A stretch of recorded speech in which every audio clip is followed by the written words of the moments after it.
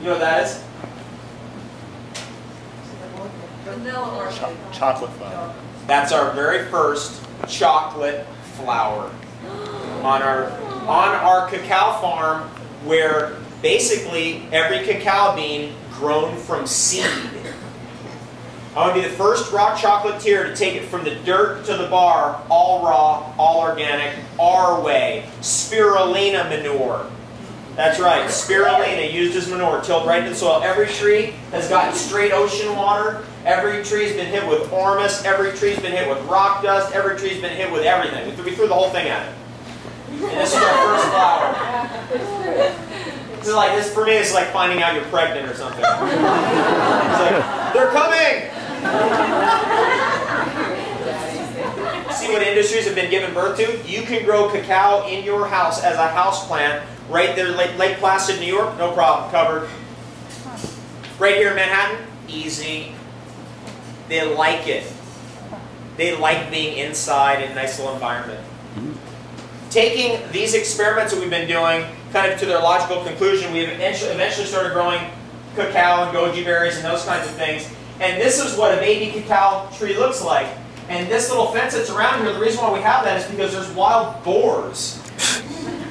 And they like getting in the mud around the trees, and they're like 1,000 pounds. So in Mexico City, instead of getting paid like these, whatever these things are with like all kinds of arcane symbols on it, you'd get 100 cacao beans a day. That was your currency. And you know, my friend Daniel Pinchbeck's in the room. Where's Daniel?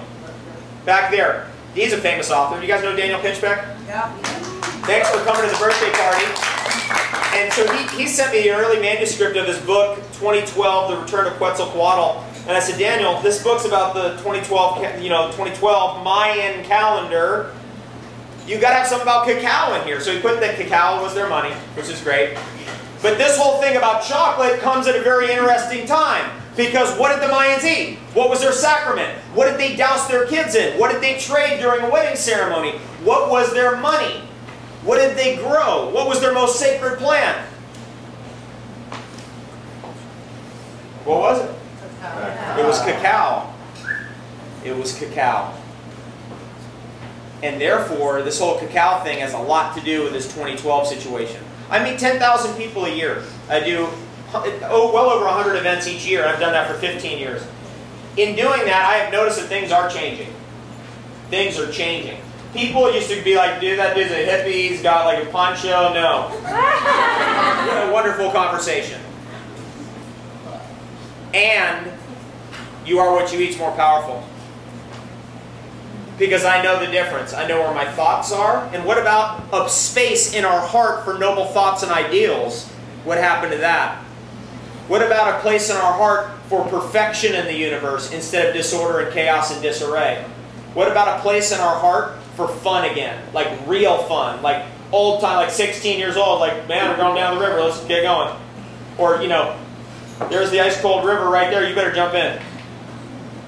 Right? What about the place for that? And that space is opening up again, and what it's allowing for all of us to do is to get tuned in on where the mana is, where the action is, in our own backyard, right here in New York State. You, my God, best ginseng in the world is New York State. Best reishi mushroom in the world, New York State. Best shaga mushroom in the world, New York State. We live in a paradise here. Spring water.